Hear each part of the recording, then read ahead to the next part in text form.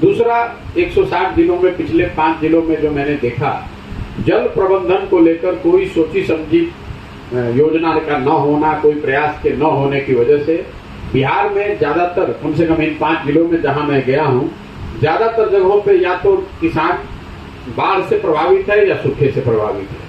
नहरों की स्थिति ये है कि नहरों और नलकूप जहां पहले चल रहे थे, जहां पानी की सुविधा आज से 10 साल 15 साल पहले बनाई भी गई थी, वहां पर भी रख रखाव के अभाव में अब वो समस्या फिर से पुनर्जीवित हो गई है।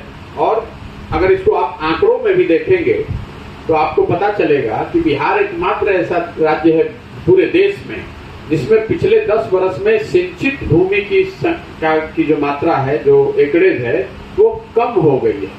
पिछले 10 साल में बिहार में एश्योर्ड इरिगेशन वाली जमीन 11% से कम हो गई है। मतलब अगर 10 साल पहले 100 एकड़ को नहरों के द्वारा या नलकूप के जरिए सिंचाई की सुविधा थी, तो रख रखाव के अभाव में वो घट के अब सिर्फ 89 एकड़ ही रह गया है। और ये चीज हम लोग को जमीन पर भी दिख रही है। लोग बताते हैं ये नहर है पुराना, 10 साल पहले कभी पानी आता था, अब पानी नहीं आता।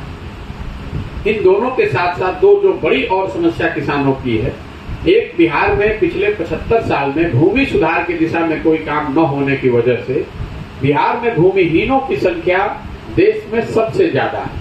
बिहार में पिछले 30-40 वर्षों से समाजवाद की नाम की राजनीति तो हुई है, लेकिन आपको जानकर आश्चर्य होगा कि यहाँ पर 60% लोगों के पास 1 इंच जमीन नहीं है। उनके पास जमीन है, 60% लोग भूमिहीन हैं। देश में ये आंकड़ा है 38%। तो देश के मुकाबले करीब 22% ज्यादा लोग यहाँ भूमिहीन हैं। दूसरे जो 40% लोग जिनके पास भूमि है कृषि योग्य, उसमें से 91% मतलब 40 में से 35 लोग ऐसे किसान हैं जो 2 बीघे से कम की खेती करते हैं, बहुत छोटे और मार्जिनल किसान हैं। इसलिए बिहार में